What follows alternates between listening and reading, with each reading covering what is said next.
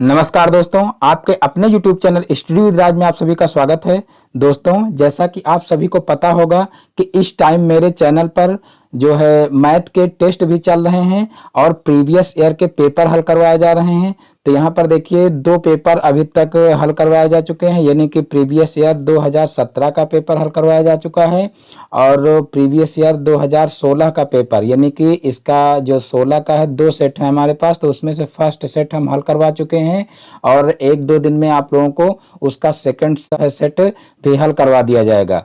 और देखिए टेस्ट जो चल रहे थे, तो टेस्ट में देखिए अभी तक आप लोगों को 36 क्वेश्चन ही बताए गए थे, यानी कि 2 बार में 36 क्वेश्चन बताए थे, क्योंकि यहाँ पर मैं विद एक्सप्लेनेशन आप लोगों को बताता हूँ, यानी कि अच्छे से एक्सप्लेन करके बताता हूँ, इसलिए टाइम लगता है, यानी कि एक वीडियो में सिर्फ 20 क्वेश्चन के लगभग ही हो पाते हैं। तो यहाँ पर देखिए 36 क्वेश्चन मैं आप लोगों को बता चुका था और आज के इस वीडियो में मैं उसी के आगे कंटिन्यू करूंगा। तो यहाँ पर देखिए 37 नंबर क्वेश्चन है और जो ये वीडियो है ये काफी हद तक जो है कल के वीडियो से रिलेटेड है, क्योंकि जो है कल 2016 का पेपर हल करवाया गया था और इसमें काफी सारे क्वेश्चन ऐसे हैं जो 2016 में पूछे गए हैं। तो यहाँ पर जो लोग कल के वीडियो को देखे होंगे तो वह बहुत ही अच्छे से आज के क्वेश्चंस का जो है हल बता सकेंगे, यानी कि सही उत्तर उसका बता सकेंगे। तो यहाँ पर देखिए मैं 37 नंबर क्वेश्चन आप लोगों को बता रहा हूं। देखिए 37 नंबर क्वेश्चन है, समान कोणिक 2 सरल रेखीय आकृतियां जिनकी संगत भुजाएं समानुपाती हों कहलाती हैं। समान कोणिक 2 सरल रेखीय आकृतियां जिनकी संगत भुजाएं समानुपाती होती हैं कहलाती हैं।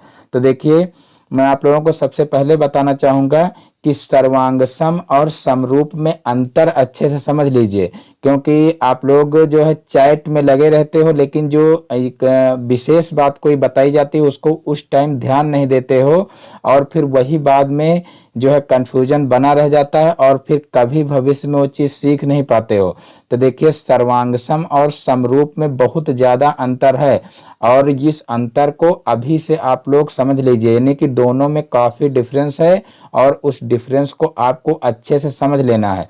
यहाँ पर देखिए सर्वांग सम का आपको मतलब भले ही ना पता हो, लेकिन आप समरूप शब्द से देखिए इसका शाब्दिक अर्थ निकाल सकते हो। समरूप मतलब समान रूप, यानी कि एक जैसे। रूप मीन्स चेहरा या जो है कह लीजिए सम मीन्स क्या हो जाएगा, समान, और रूप मीन्स क्या हो जाएगा, चेहरा या देखने में जो एक जैसे हों उन्हें क्या कहेंगे, समरूप कहेंगे। यानी कि ये केवल यहाँ पर बात की जा रही कि सिर्फ देखने में एक जैसे हों, ये नहीं कहा गया है कि बराबर हों। यानी कि मान लीजिए अगर त्रिभुज की बात करें तो त्रिभुज में क्या होगा, जैसे मान लीजिए एक इस तरीके से त्रिभुज बना हुआ है और एक इस तरीके से त्रिभुज बना हुआ है, तो दोनों त्रिभुज क्या हो जाएंगे, ये दोनों त्रिभुज समरूप त्रिभुज हो जाएंगे। एक वृत्त देखिए ऐसे बना हुआ है और एक वृत्त ऐसे बना हुआ है, तो ये दोनों क्या हो जाएंगे, समरूप वृत्त हो जाएंगे। लेकिन सर्वांगसम में ऐसा नहीं है। सर्वांगसम में क्या होता है, तो देखिए सर्वांगसम में देखिए कोई त्रिभुज, एक त्रिभुज के समरूप सर्वांगसम कैसे हो सकता है, तो देखिए सर्वांगसम तभी होगा जब इसी के ऊपर वो त्रिभुज रखा जाए और इस त्रिभुज को पूरा पूरा इस तरीके से ढक ले। देखिए इस तरीके से पूरा पूरा ढक ले, यानी कि उसी के ऊपर रखा जाए, तो फिर नीचे वाली आकृति हमको दिखाई नहीं देनी चाहिए, तो वो होगा सर्वांगसम। कहने का मतलब आप ये कह सकते हैं कि 2 त्रिभुज सर्वांगसम तभी होते हैं जब उनकी तीनों भुजाएं बराबर हों, यानी कि एक त्रिभुज की जो है भुजाएं दूसरे त्रिभुज के बराबर हों, या तो 2 कोण बराबर हों और एक भुजा बराबर हो, या 2 भुजाएं और एक कोण बराबर हो, या तो तीनों भुजाएं बराबर हो। ये सर्वांगसम की कंडीशन होती है, या कह लीजिए कि ये इसकी शर्तें होती हैं। तो ये आप लोग अच्छी तरीके से याद कर लीजिए।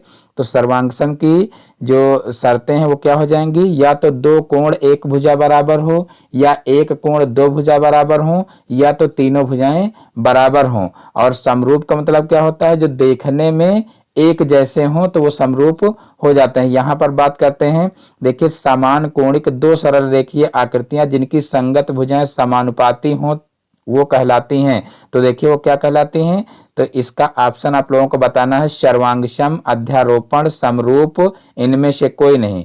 तो आप लोग बताइए फटाफट।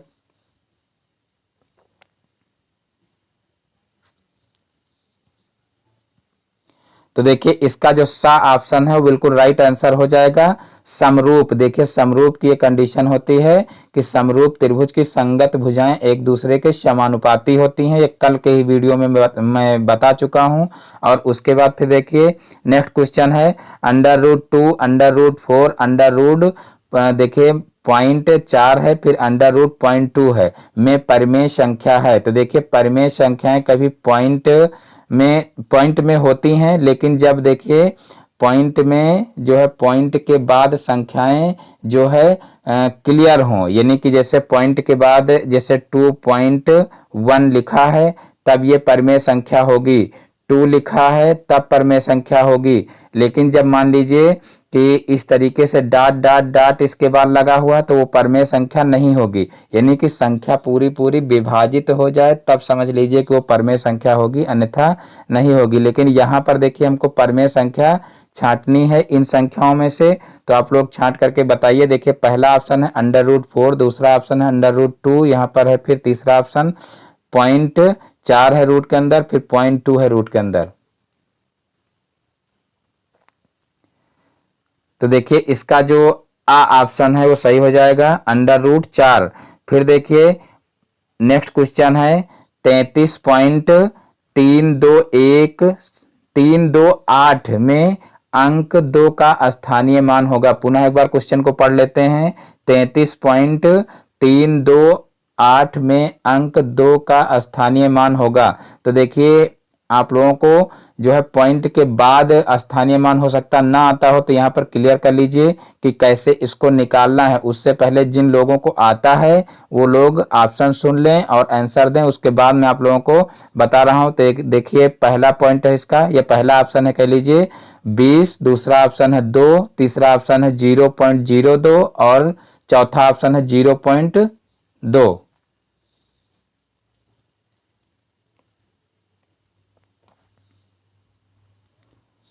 तो देखिए इसका जो सा ऑप्शन है वो सही हो जाएगा 0.02। तो देखिए स्थानीय मान पॉइंट के बाद कैसे निकालते हैं, तो जैसे यहाँ पर देखिए पॉइंट के बाद वाले 3 का अगर स्थानीय मान हमको निकालना होता तो हम क्या करते, 3/10 कर देते, यानी कि 3 का 10वां भाग जो होगा वो 3 का स्थानीय मान होगा। इसी प्रकार 2 का स्थानीय मान क्या हो जाएगा, 2/100वां भाग, यानी कि 2 का 100वां भाग होगा। इसी तरीके से 8 का स्थानीय मान निकालना हो तो 8/1000 होगा, यानी कि जो है 8 का स्थानीय मान क्या हो जाएगा, 0 यानी यहाँ पर पहले पॉइंट लगा देंगे और 008 हो जाएगा। और 2 का निकालना हमको तो क्या हो जाएगा, 0.02 हो जाएगा। और 3 का क्या हो जाएगा, 0.3 हो जाएगा। तो इस प्रकार से जो है आप पॉइंट के बाद कोई भी संख्या हो तो उसका आसानी से स्थानीय मान निकाल सकते हैं। तो यहाँ पर देखिए 2 का स्थानीय मान क्या हो जाएगा, 0.02, यानी कि इसका जो सा ऑप्शन है वो बिल्कुल राइट आंसर हो जाएगा।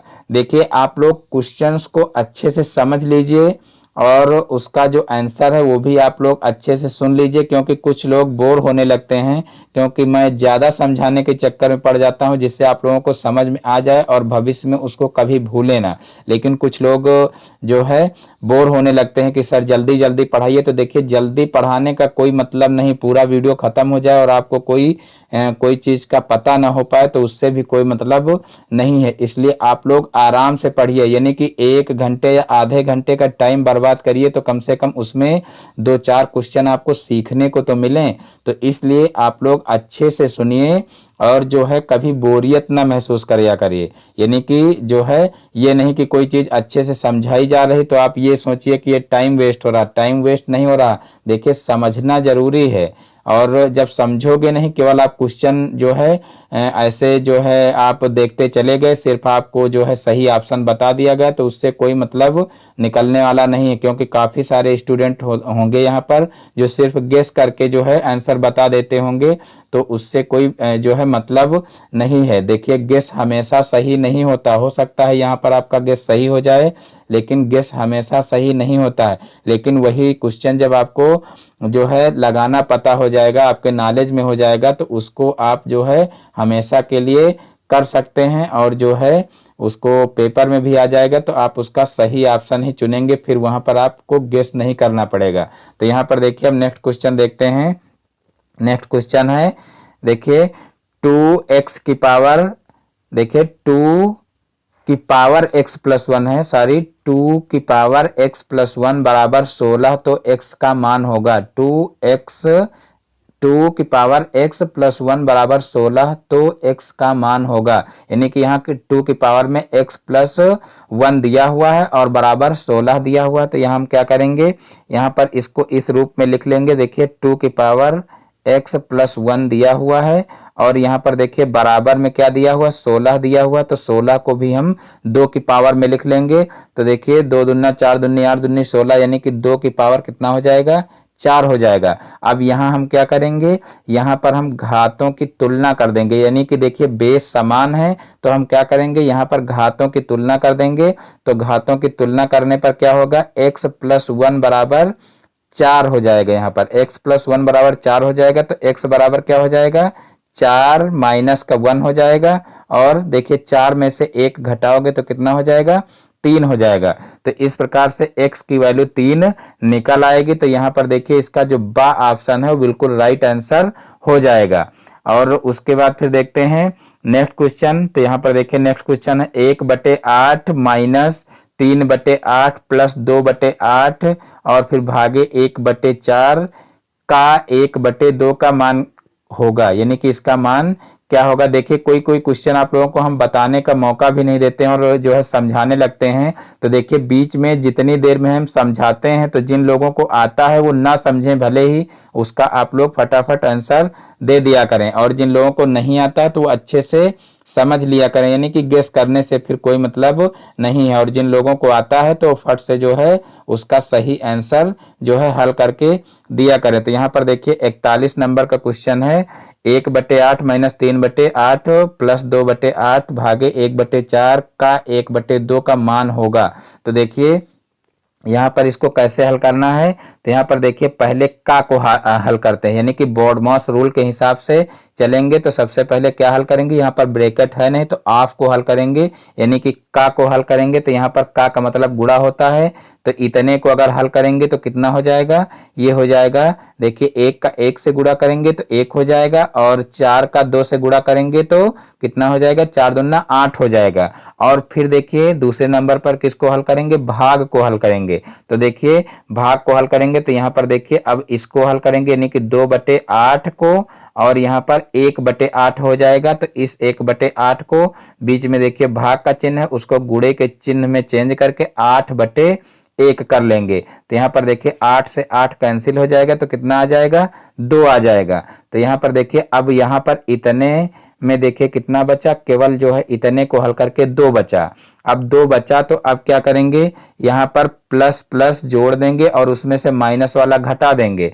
तो यहाँ पर देखिए कैसे हल करेंगे, यहाँ पर देखिए 1/8 है तो 1/8 लिख लेंगे, और फिर प्लस 2 है तो प्लस 2 लिख लेंगे, और फिर -3 है तो -3/8 है तो -3/8 लिख लेंगे। अब देखिए यहाँ पर एलसीएम लेंगे तो क्या हो जाएगा, 1 प्लस देखिए 8 एलसीएम लेंगे तो हो जाएगा 8 दूना 16, यानी कि यहाँ पर 16 हो जाएगा, और प्लस जो है माइनस का 3 हो जाएगा। तो इस प्रकार से देखिए क्या हो जाएगा, 1 और फिर जो है 8 दूनी 16, यानी कि प्लस का 16 और जो है माइनस का 3 और बटे 8 हो जाएगा। अब यहाँ पर देखिए 17 में से 3 गया तो कितना बचा, तो 17 में से 3 जाएगा तो बचेगा 14, और 14/8 हो जाएगा। अब इसको सरल कर लेंगे तो देखिए 2 सते 14 हो जाएगा और 2 चौको 8 हो जाएगा, यानी कि 7/4 हमारा जो है आंसर आ जाएगा। तो यहाँ पर देखिए इसका जो सा ऑप्शन है वो बिल्कुल राइट आंसर हो जाएगा।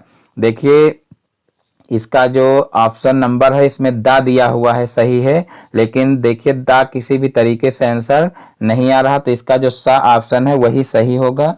तो इसका मतलब इसका जो दा ऑप्शन है वो गलत दिया हुआ है बुक में, तो आप लोग इसको सही कर लीजिएगा।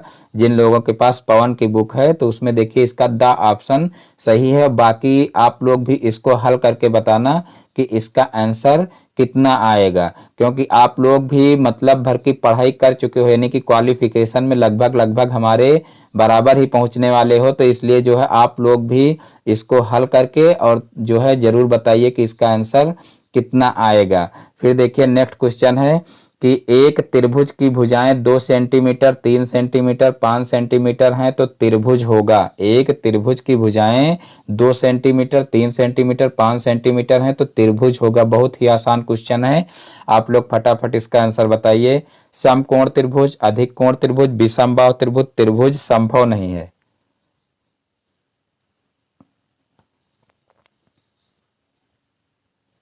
तो देखिए इसका जो द ऑप्शन है वो सही हो जाएगा, त्रिभुज संभव नहीं है। देखिए इसका जो द ऑप्शन है क्यों सही होगा, क्योंकि देखिए एक भुजा आप 2 सेंटीमीटर के खींचोगे, एक 3 सेंटीमीटर के खींचोगे तो इसके बीच में जो ये भाग है ये 5 सेंटीमीटर का नहीं होगा। तो इसलिए जो है जो ये 2 सेंटीमीटर, 3 सेंटीमीटर और 5 सेंटीमीटर का जो त्रिभुज है भुजाओं वाला, ये बनाना संभव नहीं है। तो इसका मतलब इसका जो द ऑप्शन है वो क्या हो जाएगा, सही हो जाएगा।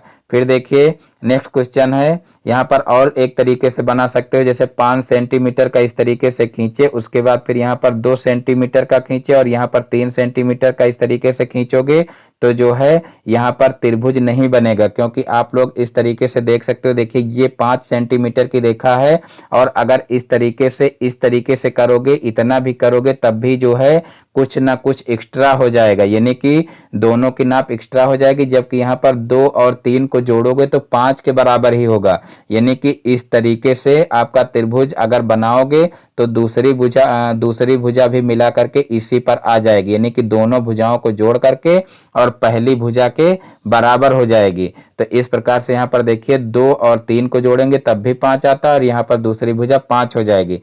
तो इस प्रकार से ये जो है बनाना संभव नहीं है। तो इसका जो द ऑप्शन है वो राइट आंसर हो जाएगा। फिर देखिए नेक्स्ट क्वेश्चन है, संख्याओं 10, 65 एवं 91 का लघुत्तम समापवर्त है। देखिए कल के क्वेश्चन में आप लोगों को हल करवाया गया है, तो इसका आंसर आप लोग फटाफट बताइए। इसको मैं यहाँ पर बताऊंगा नहीं, आप लोग ही आंसर इसका हल करके बताइए, क्योंकि कल के पेपर में ही इसको सॉल्व करवाया गया है। तो यहाँ पर देखिए पहला ऑप्शन है 130, दूसरा ऑप्शन है 650, तीसरा ऑप्शन है 910 और चौथा ऑप्शन है 1000।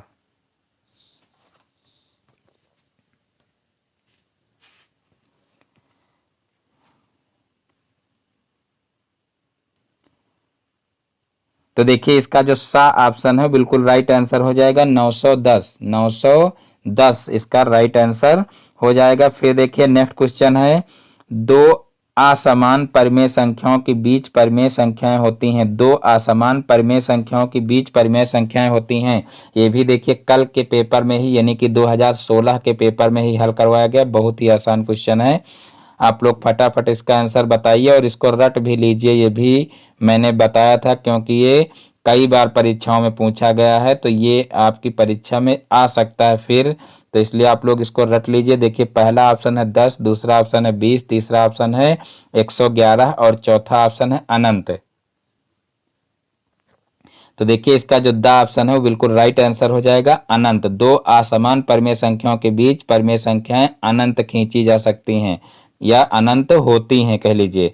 फिर देखिए यहाँ पर जो है नेक्स्ट क्वेश्चन है 45 नंबर, 3 + 2 × 7 का मान होगा। 3 + 2 × 7 का मान होगा। ये भी देखिए 2016 में बहुविकल्पीय क्वेश्चन में क्वेश्चन आया है, तो ये भी इंपॉर्टेंट क्वेश्चन है। तो यहाँ पर देखिए इसके ऑप्शन देखिए, पहला ऑप्शन है 3 × 7 - 2 × 7, फिर दूसरा ऑप्शन है 3 × 7 + 2 × 7 और फिर 3 × 7 + 2 और 3 + 2 × 7। इन चार ऑप्शन में आप सही ऑप्शन इसका टिक करिए।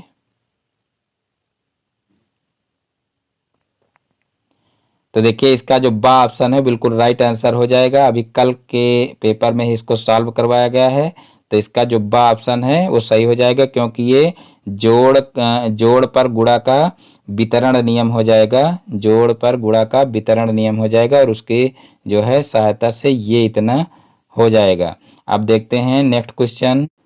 तो देखिए नेक्स्ट क्वेश्चन है क्वेश्चन नंबर 46 x माइनस 7 और x प्लस 9 का गुणनफल है। ये भी 2016 का ही पेपर है, यानी कि कल के पेपर में इसको भी हल करवाया गया है। x माइनस 7 और x प्लस 9 का गुणनफल है, तो इसको आप लोग हल करके तुरंत बताइए। देखिए मैं ऑप्शन आप लोगों को बता रहा हूँ।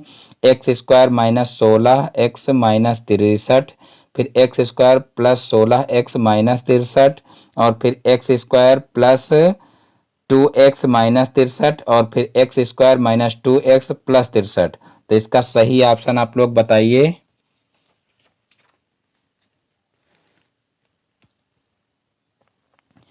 तो देखिए इसका जो द ऑप्शन है बिल्कुल राइट आंसर हो जाएगा। X square, sorry the option नहीं, सा ऑप्शन इसका राइट आंसर हो जाएगा।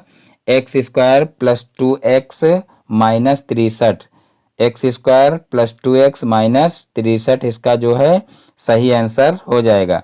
फिर देखिए नेक्स्ट क्वेश्चन है, एक त्रिभुज का क्षेत्रफल 48 वर्ग सेंटीमीटर है। यदि उसकी ऊंचाई 8 सेंटीमीटर हो तो त्रिभुज का आधार होगा। ये भी देखिए क्वेश्चन 2016 में पूछा गया है, यानी कि कल ही ये भी हल करवाया गया है। सारे क्वेश्चन लगभग लगभग जो है कल के वीडियो से ही रिलेटेड हैं। तो आप लोग इसका आंसर बताइए। देखिए पहला ऑप्शन है 12 सेंटीमीटर, दूसरा ऑप्शन है 8 सेंटीमीटर, तीसरा ऑप्शन है 6 सेंटीमीटर, और चौथा ऑप्शन है 3 सेंटीमीटर।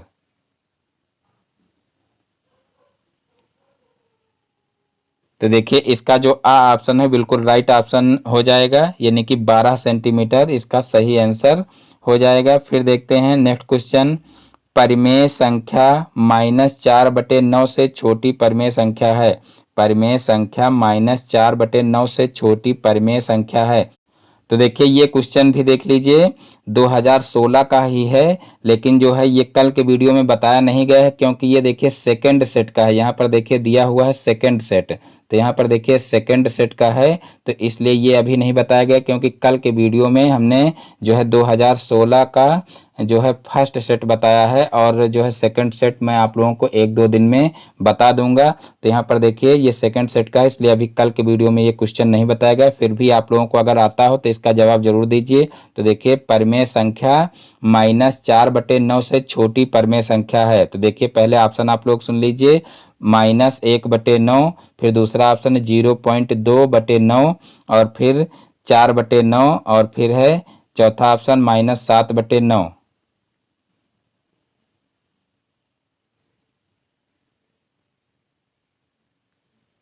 तो देखिए इसका जो द ऑप्शन है बिल्कुल राइट आंसर हो जाएगा। अब देखिए द ऑप्शन कैसे सही होगा ये भी आपको पता होना चाहिए। देखिए ये सही इस प्रकार से होगा, क्योंकि जो संख्या देखिए माइनस में जितना ही बड़ी होती है वो उतना ही छोटी होती है। ये आपको मान के चलना है और यही जानना भी है, क्योंकि यही सत्य भी है। देखिए जो संख्या माइनस में जितनी बड़ी होती है वो उतनी ही छोटी होती है, और जो है जितनी छोटी होती है वो उतनी ही बड़ी होती है। ये मान करके चलना। जैसे -2 और -3 लिखा है, तो यहाँ पर आपको 3 को बड़ा नहीं कहना है, यहाँ पर आपको 2 को बड़ा करना है। देखिए यहाँ पर आप लोगों को संख्या रेखा के हिसाब से चलना है, यानी कि संख्या रेखा पर देखिए इस तरीके से होता है। जैसे यहाँ पर 0 है तो इस तरीके से यहाँ पर -1 हो जाता है, और फिर यहाँ पर -2 हो जाता है, और फिर यहाँ पर देखिए -3 हो जाता है। इस तरीके से क्रम चलता है। तो यहाँ पर देखिए जो -1 है वो सबसे बड़ी संख्या है। फिर देखिए उससे छोटी संख्या क्या हो जाएगी, -2 हो जाएगी, और फिर उससे छोटी संख्या क्या हो जाएगी, -3 हो जाएगी। देखिए देखने में तो -3 बड़ा लग रहा है -1 से, लेकिन है क्या, वो -3 जो है वो -1 से छोटा है। तो इस प्रकार से जो संख्या जितनी जो है छोटी होगी माइनस में, वो संख्या उतनी बड़ी मानी जाएगी, और जो जितनी बड़ी होगी वो उतना ही छोटी मानी जाएगी। तो यहाँ पर देखिए, यहाँ पर जो है बटे में देखिए हर जो है वो दोनों में समान है, और ऊपर देखिए क्या है, ऊपर जो है माइनस का यहाँ पर 7 है, और यहाँ पर माइनस का 4 है। तो यहाँ पर ये संख्या क्या हो जाएगी, छोटी संख्या हो जाएगी। तो इसका जो द ऑप्शन है वो बिल्कुल राइट आंसर हो जाएगा। अब देखिए नेक्स्ट क्वेश्चन देखते हैं, 16, 32 और 64 का लासा है। तो यहाँ पर आप लोगों को लासा बताना है। तो देखिए ये भी जो है सेकंड सेट का ही क्वेश्चन है, यानी कि कल के वीडियो में ये भी नहीं बताया गया है। तो यहाँ पर देखिए 16, 32 और 64 का लासा बताना है, तो आप लोग फटाफट इसका आंसर बताइए। देखिए पहला ऑप्शन है 64, दूसरा ऑप्शन है 32, तीसरा ऑप्शन है 16 और चौथा ऑप्शन है 8।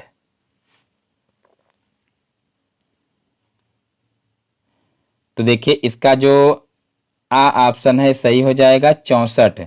देखिए 16, 32 और 64 के टेबल में देखना है कौन सी ऐसी सबसे छोटी संख्या है जो तीनों में आ रही है। तो देखिए 64 एकम 64 हो जाएगा और 32 दुना 64 हो जाएगा और देखिए 16 दुना 32 और 16 16 16 32 16 3 48 16 चौको 64, यानी 16 का अगर 4 बार टेबल पढ़ोगे तो 64 हो जाएगा। तो 16 चौको 64, 32 दुना 64 और 64 एकम 64। तो इस प्रकार से देखिए 64 एक ऐसी संख्या जो तीनों के टेबल में आ रही है, सबसे पहले आ रही है। तो इस प्रकार से जो है 64 ही हमारा क्या हो जाएगा, लाशा हो जाएगा। अब बात करते हैं नेक्स्ट क्वेश्चन की। तो यहाँ पर देखिए नेक्स्ट क्वेश्चन है समीकरण 1.5y माइनस 7 बराबर 0.5y का हल है। तो देखिए यहाँ पर हमको क्या करना है, y का मान निकालना है। तो यहाँ पर देखिए बहुत ही आसानी से इसको किया जा सकता है। उससे पहले आप लोग हल करके जो है इसका आंसर बताइए। मैं आप लोगों को ऑप्शन बता दे रहा हूँ। देखिए पहला ऑप्शन है 3.5 और दूसरा ऑप्शन है 7, तीसरा ऑप्शन है 5 और चौथा ऑप्शन है 2।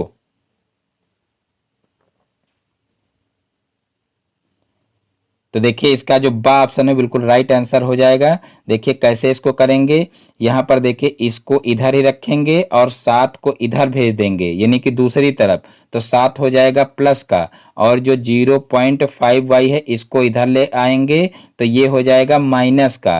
तो देखिए ये माइनस का हो जाएगा, यानी कि जो है 1.5 में से यहाँ पर देखिए 0.5 यानी कि आधा y घट जाएगा, यानी कि 1.5y में से आधा y घट जाएगा तो कितना बचेगा, 1y बचेगा। और 1y लिखा नहीं जाता इसलिए क्या बचेगा, केवल y बचेगा।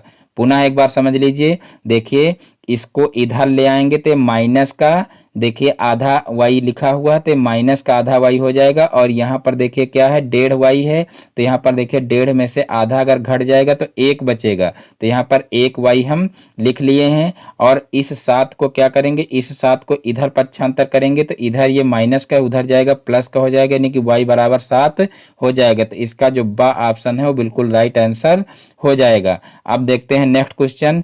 तो देखिए नेक्स्ट क्वेश्चन है y फिर ब्रैकेट में है z माइनस एक्स और फिर प्लस z और ब्रैकेट में x माइनस वाई फिर प्लस एक्स वाई माइनस का z है का हल है। यहाँ पर देखिए हमको क्या करना है, x y और z के जो है अंदर गुणा करके और फिर जोड़ घटा लेना है, फिर जो आएगा वही इसका क्या हो जाएगा, आंसर हो जाएगा। तो यहाँ पर देखिए कौन सा ऑप्शन इसका सही हो जाएगा। तो देखिए इसका जो द ऑप्शन है वो बिल्कुल राइट आंसर हो जाएगा 0, यानी कि इसको आप जब हल करोगे यानी कि इनका अंदर गुणा करोगे तो एक प्लस का एक माइनस का एक प्लस का एक माइनस का इस तरीके से जो है संख्याएं आ जाएंगी और फिर एक दूसरे से लास्ट में कट जाएंगी। तो इस प्रकार से हल करने पर 0 हमारा आ जाएगा। अब देखते हैं नेक्स्ट क्वेश्चन, क्वेश्चन नंबर 52। एक त्रिभुज का क्षेत्रफल 45 वर्ग सेंटीमीटर है और आधार 15 सेंटीमीटर है। त्रिभुज की संगत ऊंचाई होगी, त्रिभुज की संगत ऊंचाई होगी। देखिए क्षेत्रफल दिया हुआ है और आधार दिया हुआ, त्रिभुज की ऊंचाई ज्ञात करनी है। तो देखिए त्रिभुज का क्षेत्रफल होता है 1/2 आधार गुणे ऊंचाई, 1/2 आधार गुणे ऊंचाई। तो यहाँ पर ये फार्मूला लगाना है और इसको हल कर लेना है। तो फटाफट इसका आंसर आप लोग बताइए। देखिए पहला ऑप्शन है 3, दूसरा ऑप्शन है 2, तीसरा ऑप्शन है 6 और चौथा ऑप्शन है 9।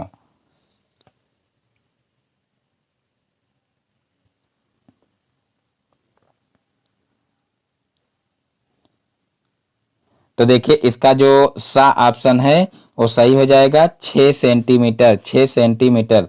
देखिए जो है क्या हो जाएगा इसका जो है फार्मूला, त्रिभुज का क्षेत्रफल बराबर 1/2 आधार गुणे ऊंचाई। तो ऊंचाई को देखिए जब एक तरफ रखेंगे तो यहाँ पर देखिए जो 15/2 है उसको इधर लाएंगे तो ये क्या हो जाएगा, जो है 15/2 को इधर जब लाएंगे तो जो है 2 45 के साथ में गुणा करेगा और बटे में 15 हो जाएगा।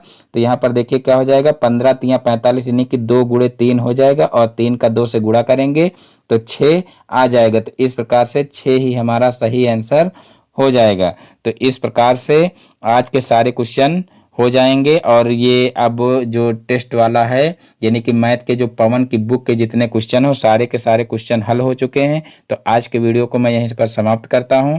दोस्तों यदि हमारा वीडियो आप लोगों को पसंद आया तो वीडियो को लाइक करें और इस चैनल पर नए हैं तो चैनल को सब्सक्राइब करें और बेल आइकन को भी प्रेस कर लें जिससे हमारे आगे आने वाले वीडियो का नोटिफिकेशन आपके मोबाइल पर सबसे पहले पहुंचे। फिर मिलते हैं अपने नेक्स्ट वीडियो में एक नए टॉपिक के साथ में। तब तक के लिए जय हिंद जय भारत।